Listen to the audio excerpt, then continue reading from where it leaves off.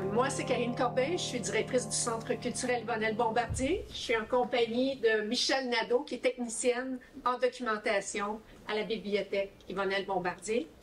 Aujourd'hui, on est heureux de venir vous parler de la bibliothèque.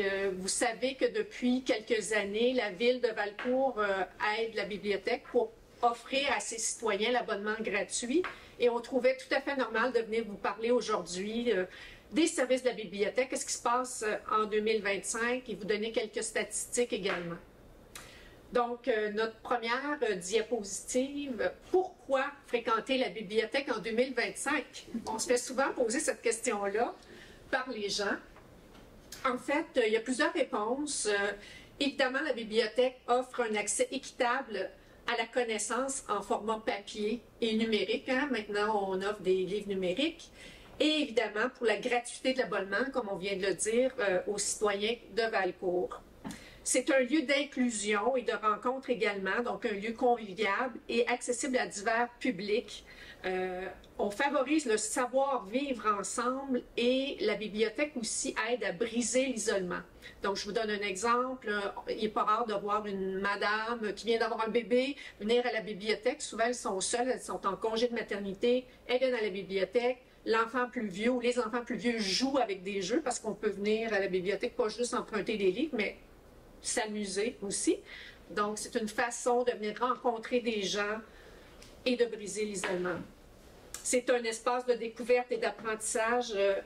On a accès à une multitude d'activités qui favorisent le développement, que ce soit des conférences, des activités artistiques.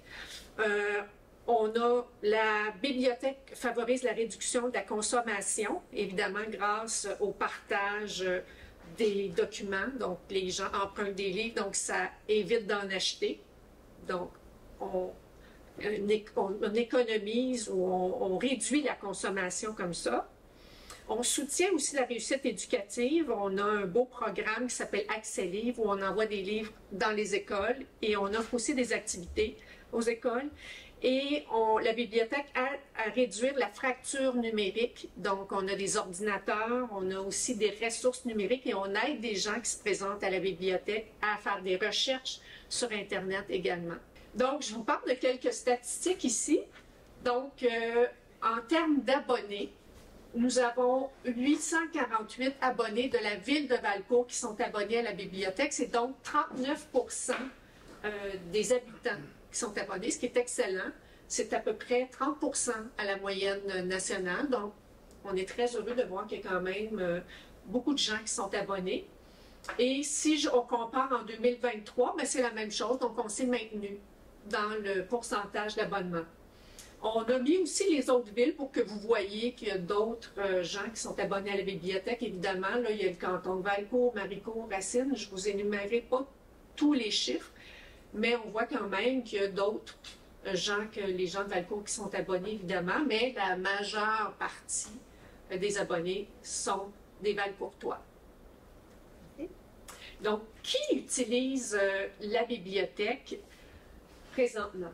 Alors, Michèle. Oui, donc on a vraiment plein de clientèle. On a les familles, premièrement, qui viennent à la bibliothèque pour venir emprunter des livres, mais aussi des jeux. On a vraiment une belle panoplie de jeux, soit éducatifs, soit des jeux de famille, des jeux pour le plaisir, des blocs, des bacs de jouets. On a aussi, depuis quelques années, les contes de Coco, qui est des trousses qui ont été conçues vraiment par des bibliothécaires, qui contient tous 4 livres, une marionnette, et un guide d'activités à faire en lien avec les livres. Donc, c'est sur différents thèmes, comme ici, j'avais apporté découvrir les formes, on a apprendre l'anglais, on a des trousses sur les sciences, on en a sur l'espace. Donc, on en a environ une trentaine de trousses comme ça, que c'est très aimé. C'est facilitant pour les familles aussi. Ils arrivent à la bibliothèque, ils prennent le sac, donc il y a déjà un très bon choix de livres à l'intérieur. Mais sinon, quand ils viennent aussi à la bibliothèque, ben, ils peuvent toujours aussi venir bricoler sur place, jouer sur place. Donc, c'est vraiment un lieu là, très intéressant pour les familles. Sinon, bon, on a aussi les adultes qui consultent la bibliothèque, bien sûr, pour emprunter des livres, mais on a également plusieurs ressources numériques disponibles pour eux. Parce que quand on est abonné à la bibliothèque, avec notre carte de bibliothèque, on peut aller sur notre catalogue en ligne. On a accès à plein de ressources numériques, dont le prêt numérique, qui est des prêts de livres qu'on peut lire sur tablette, sur cellulaire, ordinateur. On a également accès aux prêts en bibliothèque. C'est des prêts de livres entre les bibliothèques. Encore là, ça fait partie de l'abonnement et c'est gratuit pour nos abonnés.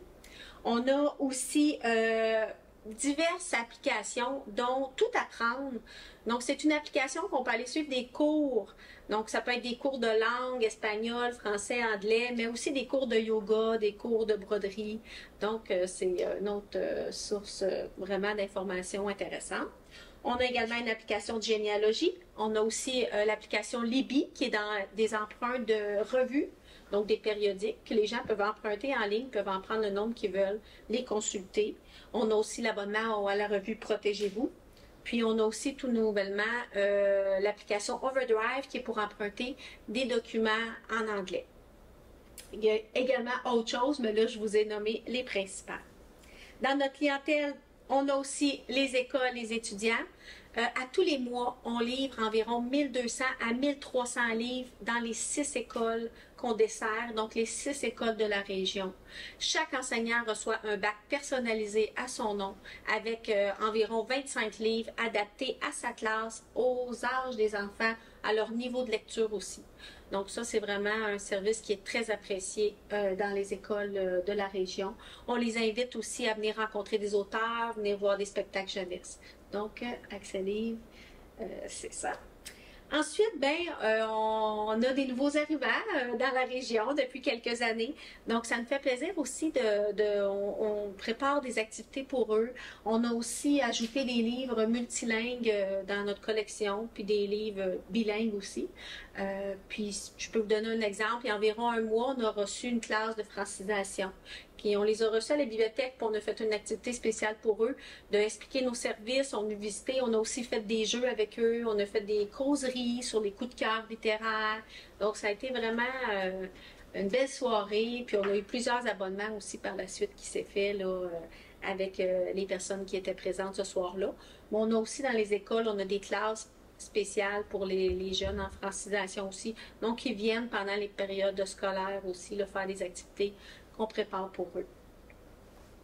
Bien sûr, on a aussi la clientèle vulnérable, donc on a des gens qui arrivent avec soit des problèmes de santé mentale ou autres, des personnes en difficulté, là, des fois monétaire. Donc nous, on est un troisième lieu, donc après le travail, la maison, la bibliothèque, on est un lieu accueillant. Dans le fond, on prend le temps de parler avec eux. Donc, des fois, il y a des gens que ça fait des fois 1 semaine, 2 semaines qui n'ont pas parlé à personne, qui viennent à la bibliothèque. Donc, on prend le temps aussi d'être là pour eux. Puis, on a le service Bibliosanté. C'est des trousses thématiques d'information sur différentes problématiques. Dans ces trousses-là, ce qu'on trouve, c'est des ressources pour les aider. Comme par exemple, on a une trousse thématique sur la maladie d'Alzheimer. Donc, dans cette trousse-là, on trouve des sites web qu'on peut aller consulter pour nous aider. On a des livres en référence, des organismes aussi communautaires qu'on peut approcher pour être soutenus dans cette situation-là. Mais il y en a également, il y a une quinzaine de trousses dans Bibliosanté, mais c'est aussi, ça peut être sur les proches aidants, sur la maladie mentale, sur le trouble du spectre de l'autisme, donc, et d'autres. Donc, voilà. Et puis finalement, on a aussi, on travaille avec plein d'organismes aussi, donc on peut dire que c'est notre clientèle. Donc récemment, on a une salle de médiation qui est disponible pour les organismes culturels de la région. Donc notre salle qui est au premier étage, ce qui est vraiment génial, c'est que les gens peuvent l'utiliser, puis on a accès comme à un grand écran pour projeter, on a le son, puis on offre aussi un soutien technique. Donc, comme par exemple, on a l'Université du 3e âge qui, depuis 2 ans, vient chez nous. Donc, on offre nos locaux gratuitement, puis ils peuvent venir présenter leur conférence. Donc, il y a aussi le Ciné-Club qui est chez nous. Puis, on a aussi les créatives là, qui viennent à l'occasion faire des activités dans notre salle de médiation. on voulait vous présenter quelques statistiques pour se comparer avec des bibliothèques de même taille, pour vous montrer un peu quels sont nos indicateurs de performance. Donc, pour 2024-25, le nombre de prêts pour la bibliothèque de Valcourt est de 91 509. Donc, ça inclut les prêts qu'on fait aux gens, à toute clientèle, mais aussi aux écoles. Parce que, comme Michel l'a mentionné tantôt, on livre des livres dans les écoles. C'est un service que pas toutes les bibliothèques ont. Donc, c'est sûr que nous, ça génère quand même plusieurs prêts. Donc, on compare à 34 080 en moyenne pour les autres bibliothèques de même taille. Prêts de livres numériques, cette année, on a fait 2130 prêts de livres numériques contre 1040 pour les autres bibliothèques. Prêts entre bibliothèques, on en a parlé tantôt, donc on en a fait 2046 versus 853. Et là, c'est autant des livres que nos citoyens ici nous demandent d'aller chercher dans d'autres bibliothèques que les livres que les autres bibliothèques nous demandent. Donc, il y a les deux dans ce chiffre-là. Le nombre d'entrées, c'est le nombre de fois que quelqu'un passe la porte chez nous, à part le personnel, là, mais ça peut être une classe, ça peut être monsieur, madame, tout le monde. Donc, c'est 17 375 personnes qui ont passé la porte. Et puis, c'est en moyenne 10 337 pour les autres, en moyenne pour les autres bibliothèques. Prêts par habitant, 11 prêts par habitant versus 4,9 pour les autres, mais ça, c'est toujours avec les écoles. Fait que c'est sûr que ça vient hausser le chiffre un peu, là.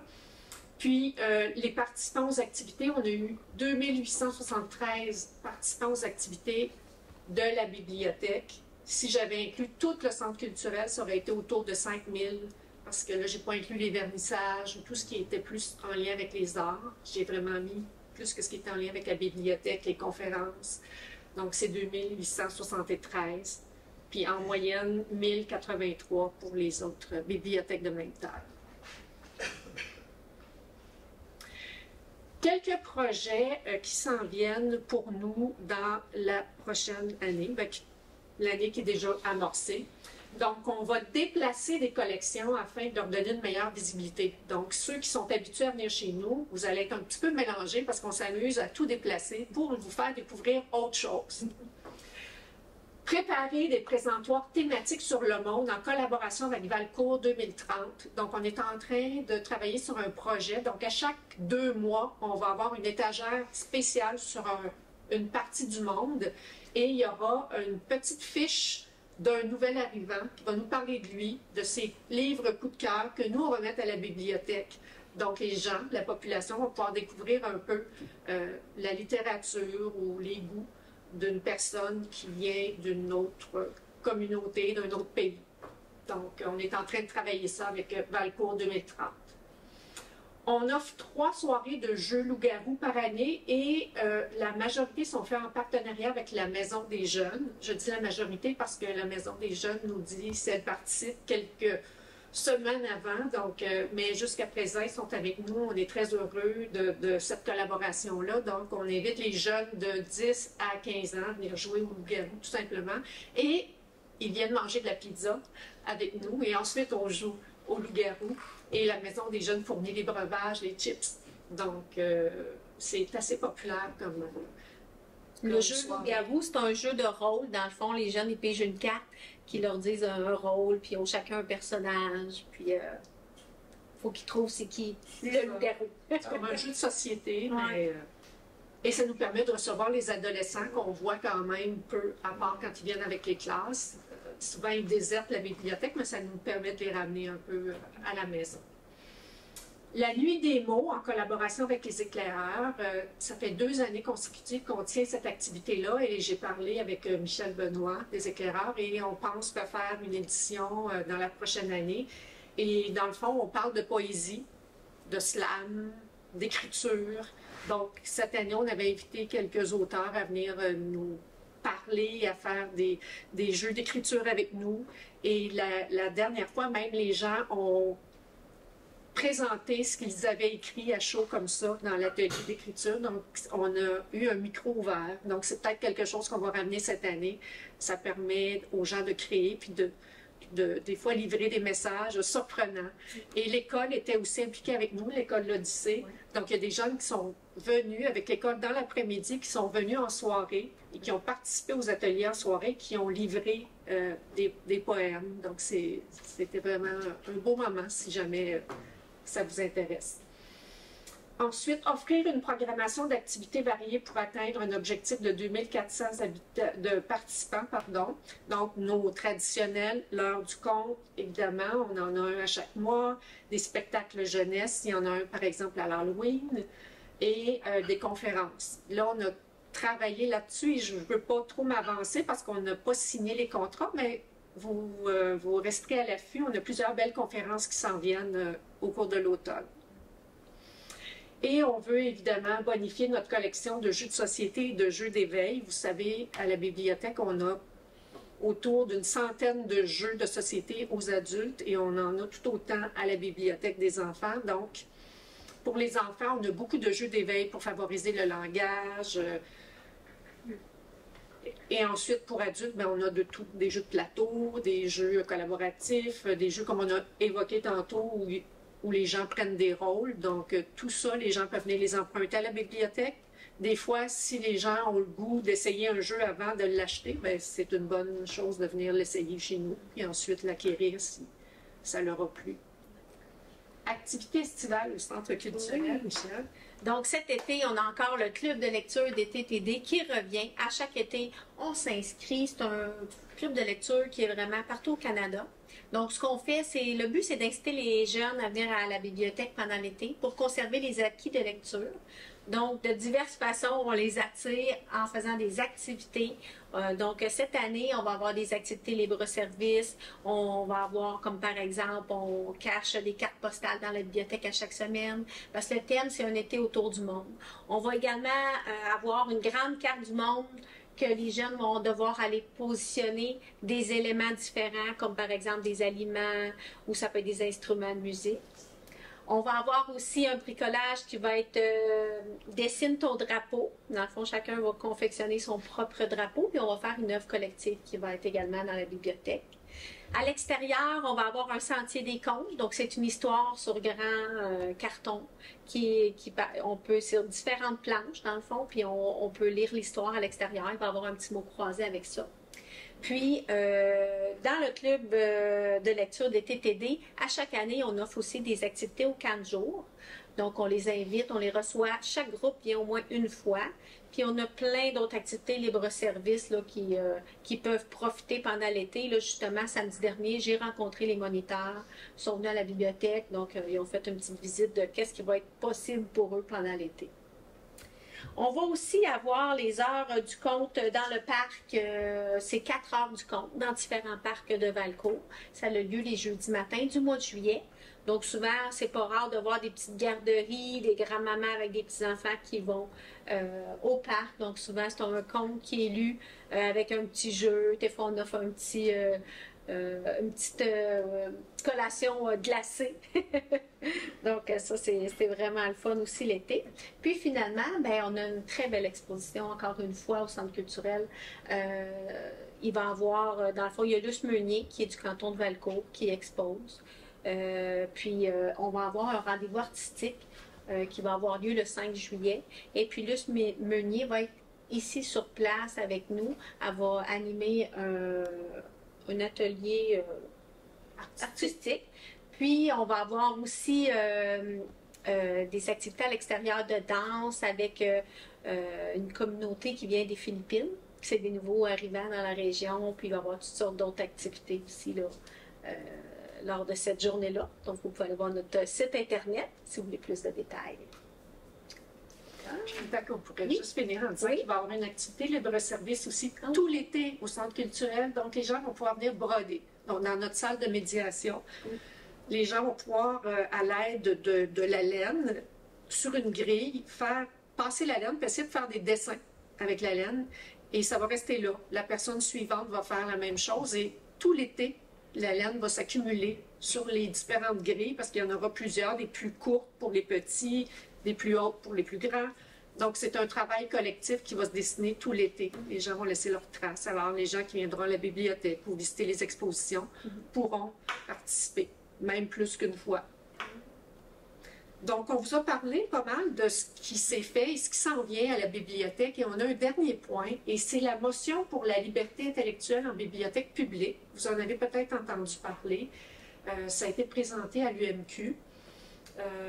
Cette motion, elle est proposée par l'Association des bibliothèques publiques du Québec, par la Bibliothèque et Archives nationales du Québec et le réseau Biblio du Québec. Donc, en fait, c'est pour affirmer le droit des citoyens à une diversité de livres et d'informations librement accessibles.